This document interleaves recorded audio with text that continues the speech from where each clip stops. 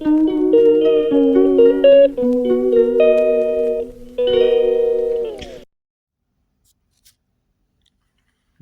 दोस्तों, life is journey में आपका स्वागत है। आज मैं आपको महाभारत काल की एक घटना सुनाता हूँ, जब पांडवों ने अपने वनवास की अवधि समाप्त कर ले चुके तो उनके पक्ष के राजाओं ने एक सभा की। उसमें बहुत सोच विचार के बाद यह निश्चय हुआ कि पांडवों ने जिस उत्तम ढंग से अपने प्रतिज्ञा का पालन किया है वह प्रशंसनीय है और अब उनका राजपाट उन्हें मिलना चाहिए, क्योंकि वनवास की अवधि पूरी हो गई है।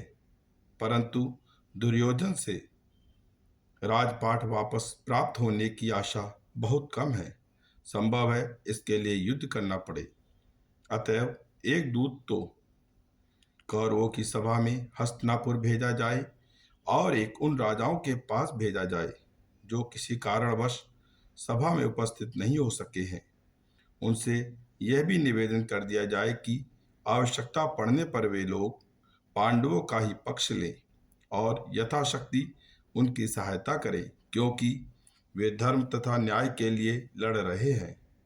कौरवों की सभा में हस्तिनापुर जाने और इस झगड़े के निपटाने का भार भगवान श्री कृष्ण को सौंपा गया, क्योंकि ये सभी जानते थे कि इस कार्य को उनके अतिरिक्त अन्य कोई भी करने में सामर्थ नहीं है।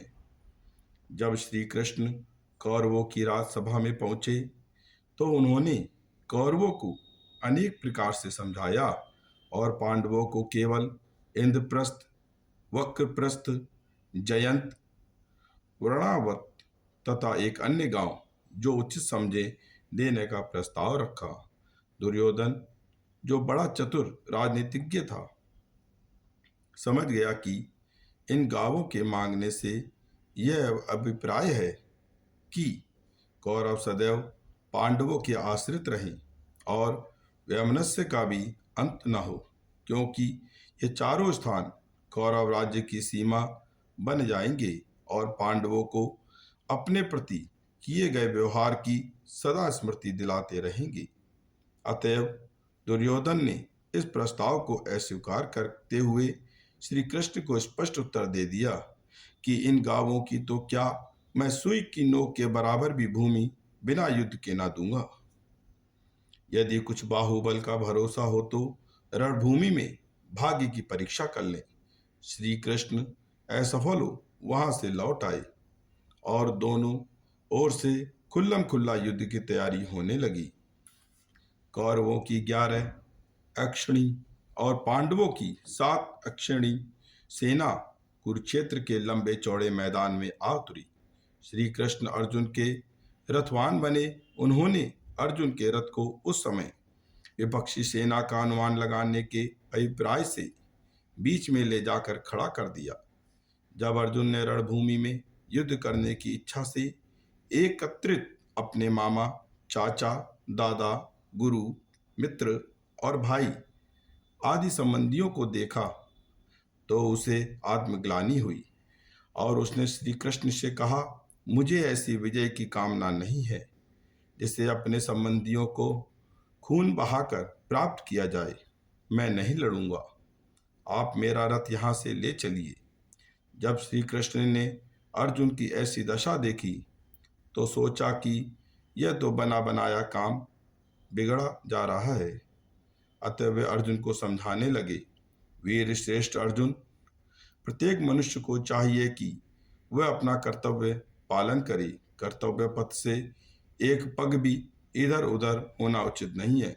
कर्तव्य पालन करते समय हानि लाभ और जीवन मरण का विचार तक मन में नहीं आने देना चाहिए। हमारा कर्तव्य केवल कर्म करना है, फल परमात्मा के हाथ में है। जिस प्रकार हम पुराने वस्त्रों को उतारकर नए वस्त्र पहन लेते हैं, उसी प्रकार यह मिट्टी का चोला शरीर बार बार बदलता रहता है। आत्मा तो अमर है, उसे न तो कोई शस्त्र काट सकता है, न आग जला सकती है, न जल गला सकता है और न पवन सुखा सकता है। अर्जुन, तुम क्षत्रिय हो और इस समय युद्ध क्षेत्र में खड़े हो। तुम्हारा कर्तव्य धर्म युद्ध करना है। सच्चे सूरमाओं की तरह विजय पाओगे तो राज्य सुख भोगोगे, और अगर रण में वीर गति प्राप्त होने पर स्वर्ग के अधिकारी बन जाओगे। अब सब प्रकार की चिंताएं, शंकाएं और संशय मन से निकाल डालो। उठो और पुरुष सिंह की भांति अपना कर्तव्य पालन करो। गीता का इस उपदेश पर अर्जुन पर आश्चर्यजनक प्रभाव पड़ा और वह युद्ध करने के लिए तैयार हो गया।